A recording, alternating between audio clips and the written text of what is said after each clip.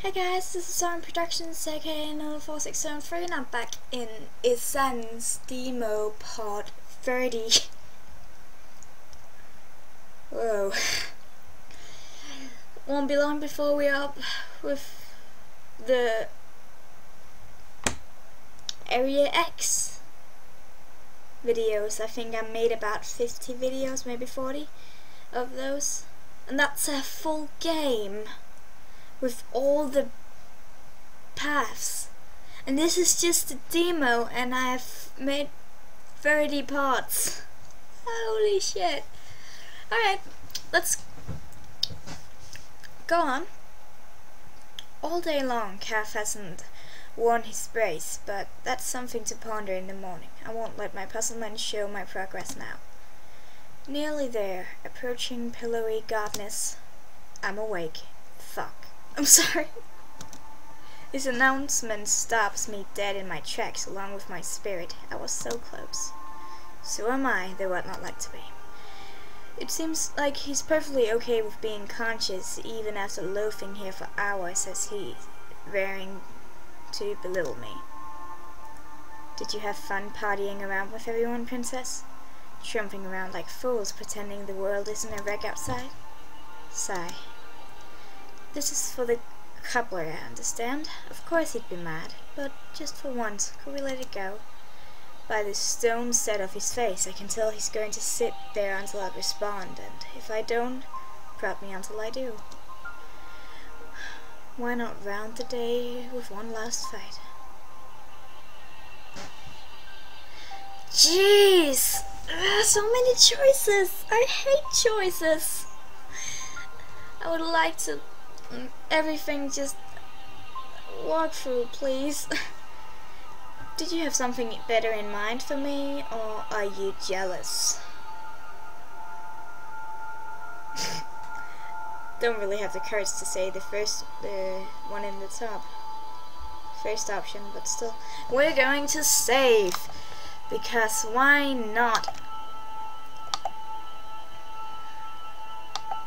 If I don't like the reaction, I will try the other reaction. But what should we choose? Did you have something better in mind for me, or are you jealous? Jeez, I don't know. Let's take the "are you jealous" one, if I can't get myself to take the first one. Are you jealous? If you are, then I don't feel sorry for you. You had no reason to sit here by yourself all night, because you obviously didn't go to sleep. Thanks, I needed to vomit, felt a bit queasy. I roll my eyes, well aware this is going nowhere. I try to end it, climbing onto the bed and lying down. I hope he'll be satisfied with my one realization, but that will be too easy. I have to hand it to you, though. It might be a little harder for some people to forget reality so easy, but you're a quick study. I spring up. Even as I do, I know I should stop. I could just ignore him. It could be over, but I'm tired of letting him walk all over me. Did you expect me to just spend all my life with you? I had to before. I want to say it, but I can't. But can't in light of the fact that he saved me multiple times. Am I so indebted that I can't even sass him, though? Yeah, maybe, considering you have no idea who these people are. But you do. You know Linus. So, you don't. Maybe I know him, but I'm not his buddy. They saved your life. Calf hardly blinks at my exclamation. Should that mean something to me? You ungrateful. It does to me. Calf's mouth opened, broadest in retort, but closes the longer my words hover in the air. I wonder why he remains silent, squinting his eyes and cocking his head until I realize how he imprinted them. I mean, I'm grateful you saved my life. That means something to me. Not them saving yours. So I'd think you feel some gratitude or trust since they saved yours. We're only here right now because we're not a burden. We're two. Well, one extra mouth to feed. I hardly think that makes us not a burden. We're here because we're of use to them, and the only reason I'm here is because they're of use to me. You're so stinking naive. People don't just risk their lives out of the sense of humanity. He slurs the word out as derisively as possible, but barely before I laugh over him. He's just being too absurd this time. I don't even care how bitterly he snarls at me. What the heck do you have to laugh at? You act so tough. But you really mean that. But if you really mean that, then where in the world do you get off saving me? You risked your life for me over and over, and you're gonna tell me it's 'cause I'm some use to you? When you treat me like dirt and swear you hate me, when I have only known you for 4 days, and I get you in trouble again and again. I won't believe it. His eyes screamed in resentment where his mouth remained closed. Quiet as Cav typically is, I can tell how much he hates being stricken speechless, especially by me, but there's no way he'd ever let this end without a last word. I don't care what you will or won't believe. I don't care whether you do, and I don't care whether you do. If it makes me sick if it makes you sick just to look at me, hear my voice, then what reason is there to save me other than that you can't let human life slip through your grasp? And what's so shameful to you about that? But if it really means something that I saved you, then why don't you act like it? Shall I kiss your feet, master? Because whether or not you're with me, or you suck it up and deal with reality, or go frumming around pretending like everything's fine, I'm going to get crap done around here. I don't just give up. The moonlight sharpens Cav's glare until he leans back in the shadows, curling into his blankets and letting the room fall silent. I know his last words were an insult, but they beg the reason such a bitter, lonely boy has to be so method. What do you care about, Cav?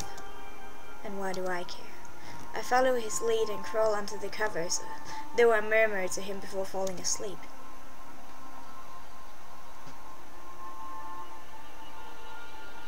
Well, I don't want to say the normal where's your leg brace.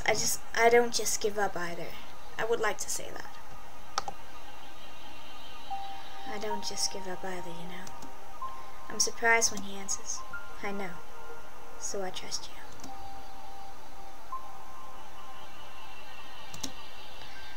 And I guess, when he's the only friend I have, that's the most valuable thing he could give me.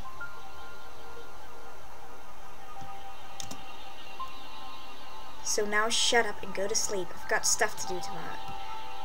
So do I. So I don't object.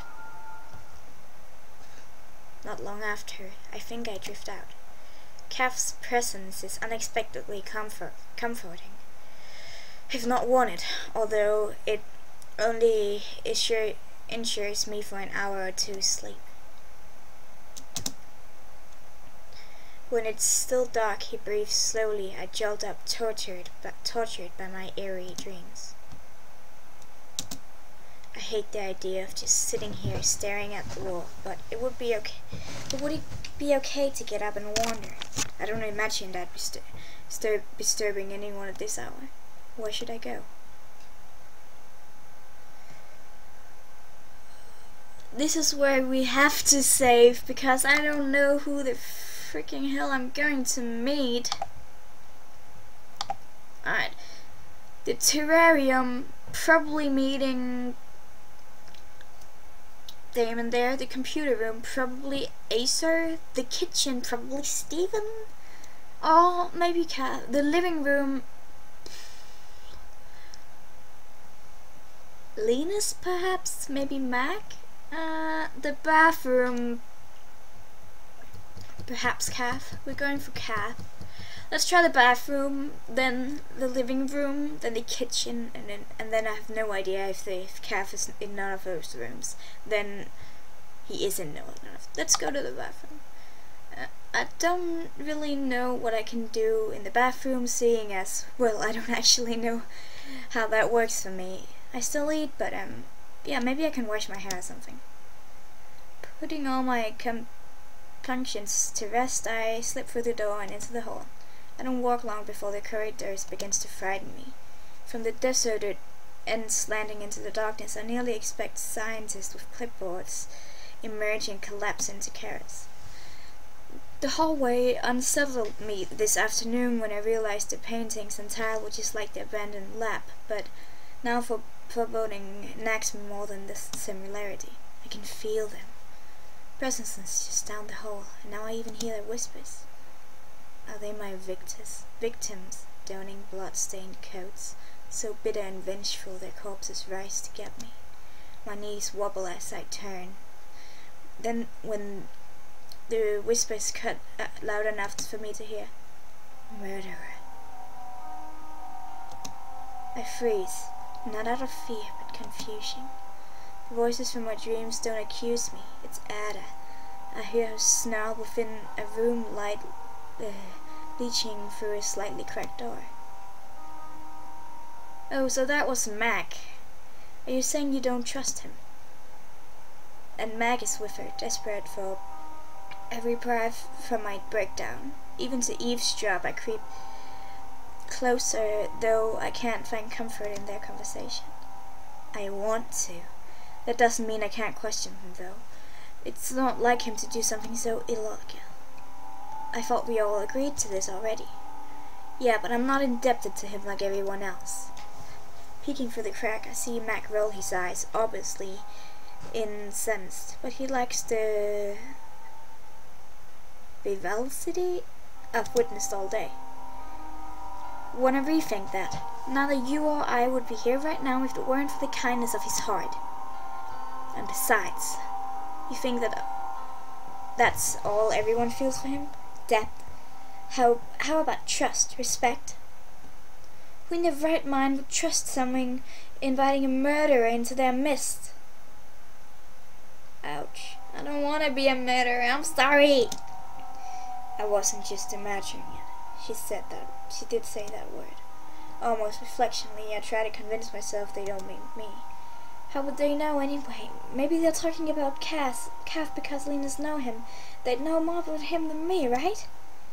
And know the possibility is weak, much less reassuring. I wouldn't want to believe about Cass either if it were true. Keep it down, shh. Apparently, I'm the only one who foresees disaster here. No, you're the only one who can't think of anyone but yourself. What? The only reason I am worried is because I'm thinking of everyone else. What do these strangers mean to you, Mac? What if something happened to Damon? A long pause. Nothing will happen, Ada, and if it did, we'd take care of it. I shudder at the blankness in his voice.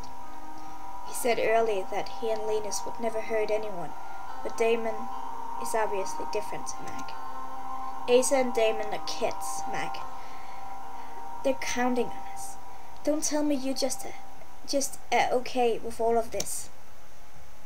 Ada's pleading dissolves the last of Mac's confidence, leaving him looking disheartened and unsure. Of course I have my doubts, okay? But I trust my man. He needs our support more than anyone else. Linus has been there for both of us, especially then. You know he never asks for anything, and plus what? I'm sorry, someone came to see me. I have to end the episode here, so see you in the next one.